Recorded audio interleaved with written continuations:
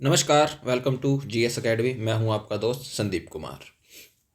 और आज हम कवर करेंगे तो हाल फिलहाल में क्या हुआ है। केंद्र सरकार ने ठीक है चिनाब नदी पर एक नए डैम को मंजूरी दी है जिसका नाम है दुलस्ती डैम। ठीक है, तो यह जो डैम है ठीक है, तो ये सिंधु नदी की सहायक नदी जिसका नाम क्या है, चिनाब नदी, ठीक है, उस पर बनाया जाएगा। ठीक है, तो ये कैसी होगी, एक रणनीतिक मंजूरी है जिसको लेकर मतलब ध्यान रख लेना। इसकी पृष्ठभूमि में जो है वो क्या है, सिंधु नदी जल समझौता है। ठीक है, तो देखिए क्या बोला है केंद्र सरकार ने। तो दिसंबर हाल फिलहाल में इस संडे को हुआ है। तो भारत सरकार ने एक महत्वपूर्ण रणनीतिक कदम उठाया गया है। ठीक है, तो अप्रैल 2025 में क्या करा था भारत सरकार ने जो इंडस वाटर ट्रीटी थी उसको क्या कर दिया था, सस्पेंड कर दिया था। ठीक है, कि अब जो इंडस रिवर है और उसकी ट्रिब्यूटरीज हैं इनका पानी जो है हम पाकिस्तान नहीं भेजेंगे। तो उसको उस पानी को रोकने के लिए ही अब क्या हुआ है, उस पर मतलब चिनाब नदी पर क्या बनाया गया है, डैम बनाया गया है। ठीक है, तो मेन पॉइंट क्या है इसके, तो सिंधु जल संधि पर बड़े तनाव के बीच केंद्र सरकार ने जम्मू कश्मीर में 260 मेगावाट की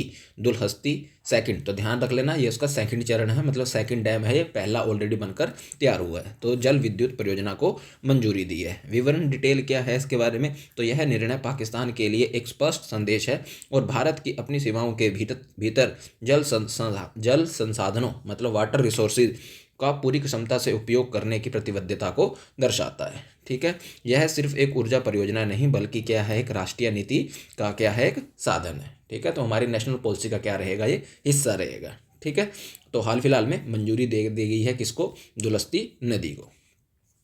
तो सिंधु नदी जल समझौता इंडस वाटर ट्रीटी क्या है, भारत और पाकिस्तान के बीच जल बंटवारे की एक ऐतिहासिक संधि है। ठीक है, जो कब की गई थी, 1960 के बीच में। इसमें जो मीडिएटर का मध्यस्थता निभाई थी, ठीक है, कि दोनों देशों के बीच में कि नदियों के पानी को लेकर कि कौन कितना पानी यूज़ करेगा, तो इसमें जो भूमिका निभाई गई थी वो किसके द्वारा निभाई गई थी, वर्ल्ड बैंक के द्वारा। ठीक है, जिसमें चिनाब नदी जैसी पश्चिमी नदियों का पानी पाकिस्तान को आवंटित किया जाएगा। ठीक है, तो मतलब ये वेस्ट वाली रिवर जो है, ठीक है, और इधर ये रहेंगी, तो ये कौन सी रिवर रहेंगी, ईस्ट। आप लोग मैप में देख लेना जूम करके।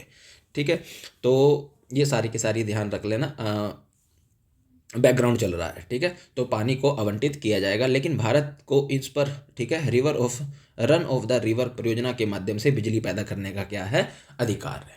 ठीक है, फिर अब ये जो दुलहस्ती सेकंड होगी, ठीक है, तो कितने मेगावाट की होगी ये, 260 मेगावाट की। कितनी इकाइयों में बंटी होगी, 2 यूनिट में बनी होगी। अनुमानित जो लागत बताई गई है इसकी, वो कितनी लागत है, लगभग 3,000 करोड़ के आसपास। इसका जो डेवलपर है, ठीक है, कौन इसको बनाएगा कौन नहीं, तो याद रख लेना NHPC लिमिटेड, जो एक क्या है, सार्वजनिक क्षेत्र की उपक्रम है, मतलब पब्लिक सेक्टर अंडरटेकिंग है। ठीक है, मतलब एक तरह से सरकारी कंपनी है। ठीक है, तो जो डैम बनेगा या फिर जो बिजली उत्पादित की जाएगी वो कैसे की जाएगी, रन ऑफ द रिवर मतलब नदी के बहाव पर आधारित रहेगा। ठीक है, लोकेशन कहाँ है इसकी, किश्तवाड़ जिला है, जम्मू एंड कश्मीर है। नदी कौन सी रहेगी, चिनाब नदी रहेगी। क्लियर यहाँ तक।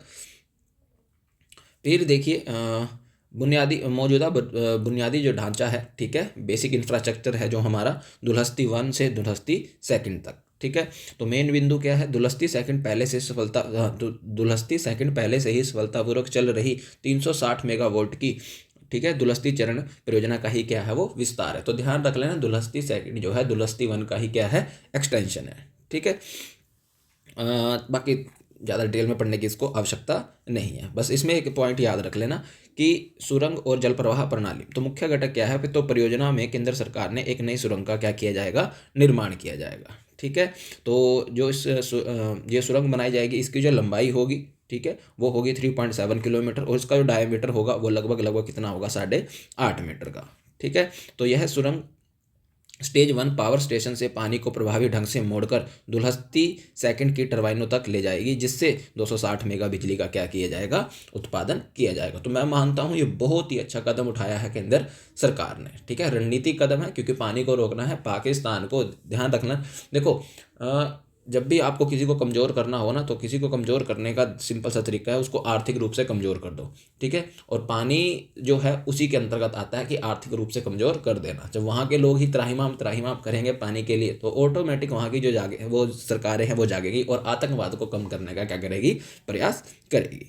ठीक है, इतना देख लेना, बाकी ज़्यादा कुछ नहीं है इसके बारे में। ठीक है, तो thank you for watching GS academy. ठीक है, मिलते हैं नेक्स्ट लेक्चर में। धन्यवाद।